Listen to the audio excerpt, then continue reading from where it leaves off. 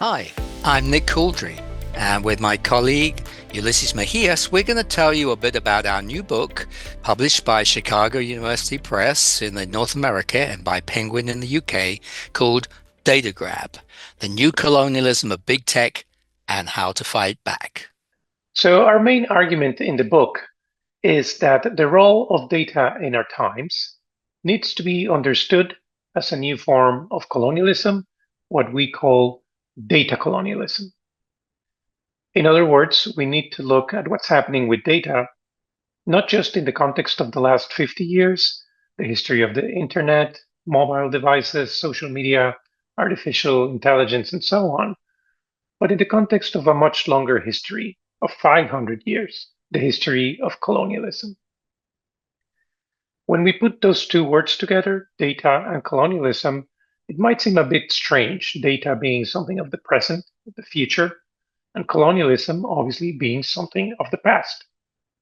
So, in order to understand that connection, let's review some statistics. We know that historic colonialism was about capturing land. From 1800 to 1875, 215,000 square kilometers were added as colonies every year to colonial territories. That is about the size of the country of Guyana in South America. From 1875 to 1914, that number went up to 620,000 square kilometers of territory added as colonies every year. That's about the size of Ukraine. By 1945, 1 in 3 people were living under colonial rule. Now, data colonialism is not about capturing territory, it is about capturing human life through this medium of data. And there is a lot of data. Last year, 3 in 8 people were using Facebook, and 1 in 8 people in the world were using TikTok. Also, last year, we were generating about 329 million terabytes of data per day.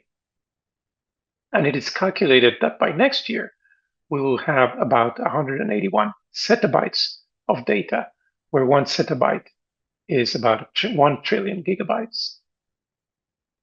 Where does all of this data come from? Well, from us, we generate all of this data. And so, to sort of explain how corporations are using this data, we have here a quote from Hal Varian, Google's chief economist, who in 2013 said, "There is now a computer in the middle of virtually every transaction. Because transactions are now computer mediated, we can observe behavior that was previously unobservable and write contracts on it." That's the important part, right? The one about contracts, about corporations figuring out how to monetize all of this data. So we know about colonialism. It's been going on for 500 years, and a lot has changed for sure in that time. So what could data colonialism be? Well, let's think for a moment about one core thing without which there would have been no colonialism at all, and that is dispossession, grabbing land, taking assets by the elites, the assets of the whole world. Without that, none of the rest of colonialism would have made sense. How was this done? As I've just said, through controlling territory. We're going to come back later to the role that data plays in controlling new types of digital territory, but for now, let's just keep in mind two fundamental principles. The first is there would have been no capitalism without colonialism. We often forget that. But basically, without the huge land grab, the grabbing of the resources of much of the planet, around about 500 years ago, which was the start of historical colonialism, there wouldn't have been the possibility of fueling the growth of capitalism 2 to 3 centuries later. And that means, and this is the second principle, that we can look at the colonialism that surrounds today's big tech and see it as just one more twist in what we call the colonial capitalist double helix that's been going on for 500 years. Now, why would we assume that was over? Why would we assume that had stopped evolving? What if we're just entering a new phase of that double helix, which is what's going on with big data and big tech? So in the book, we try to explain this coevolution of colonialism and capitalism by applying what is known as the 4X model. This model actually comes from the world of strategy video games, like the one you see here. This is Colonialism, the video game. It is part of Sid Meier's Civilization series. And in this game, the objective is to go about this virtual world and colonize lands and peoples. You do this by applying four strategies, and those are explore, expand, exploit, and exterminate, hence the name of 4X. Now, we're going to look at how each one of these strategies can be applied in the context of today's data colonialism. Let's start with explore, or the process of acquiring new territories, new colonies. And what we'd like to do is compare two different documents as a way of doing some transhistorical comparisons, using the past to try to understand what is happening in the present. The first document is Google Chrome's Terms of Service. These are the contractual terms when we install Google Chrome that we agree to. And in case you haven't read them, like most people, here's in part what they say.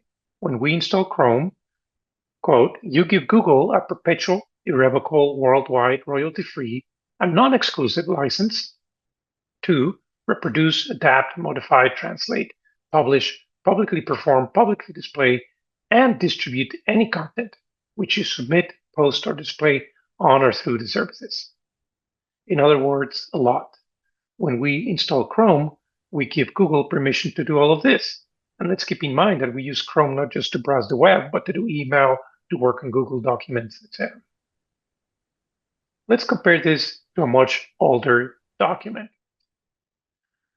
This document is called the Spanish Requerimiento, and it was a document read by Spanish conquistadors when they were about to colonize a new city or a new village in the so-called New World.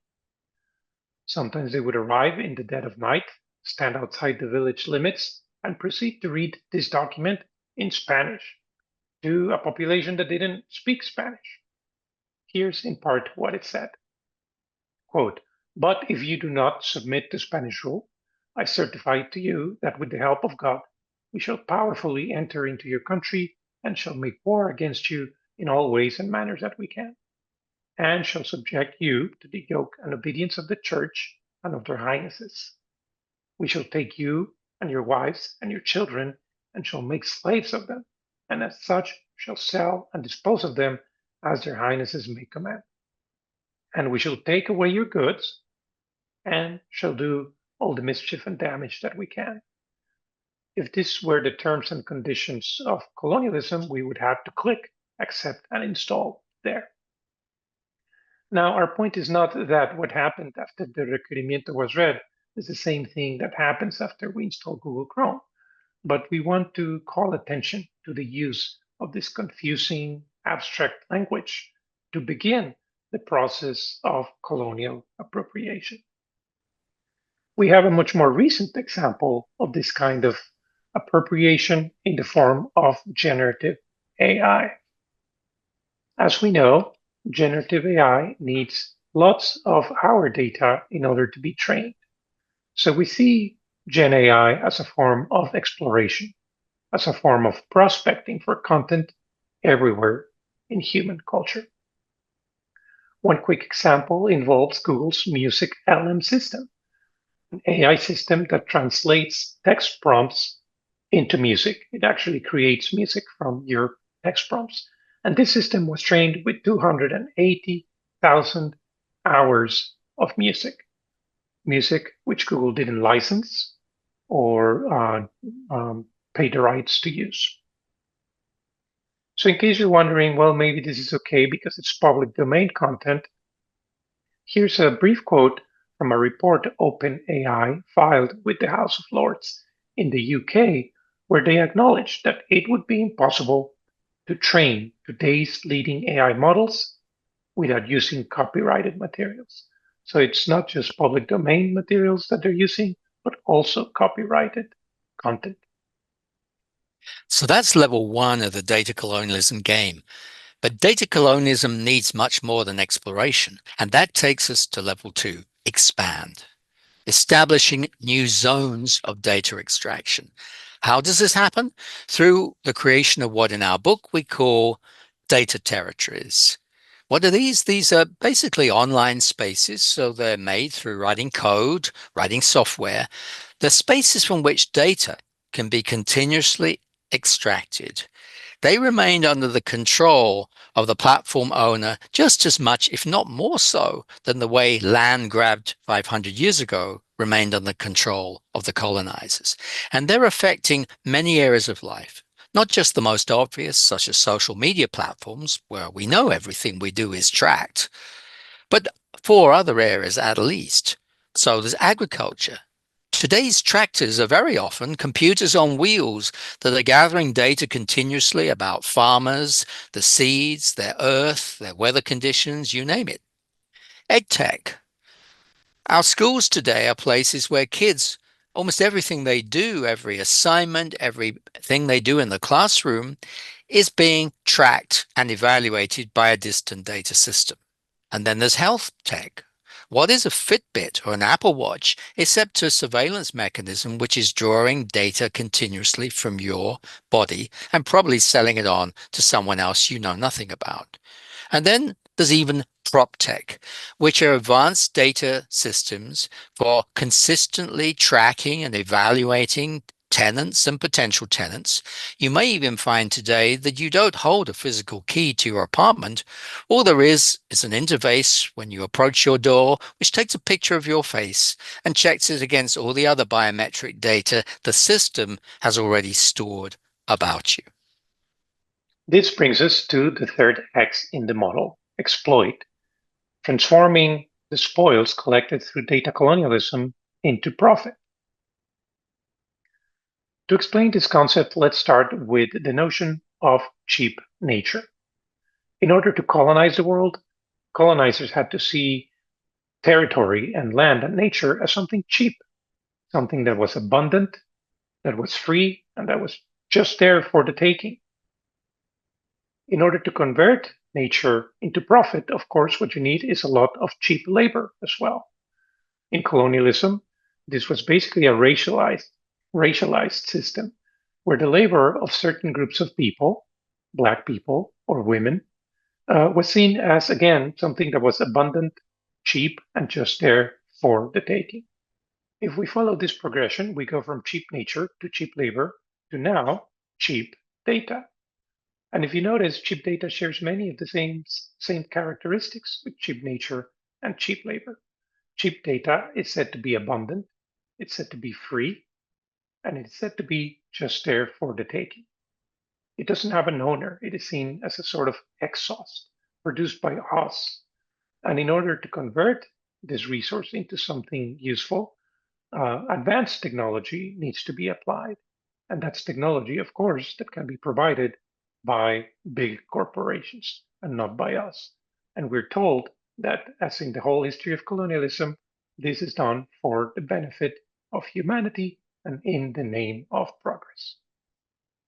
And now to the fourth and final level of the data colonialism game, the one that perhaps seems strangest, the hardest to compute, exterminate, by which we don't mean necessarily literally killing people, of course, but eliminating alternatives, eliminating alternative ways of doing things in daily life, making those alternatives increasingly impossible or at least extremely inconvenient. Remember that these are ways of life that until recently, because they didn't involve data platforms, weren't just possible, they were normal. And actually, they often felt good. We feel the pressure to change how we live. We notice its possible costs in many different ways.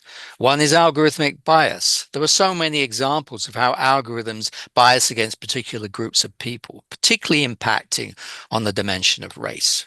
Not a surprise, this is colonialism after all. And then there's job precarity. Think of all the people who are certain to lose their jobs through the rollout of AI.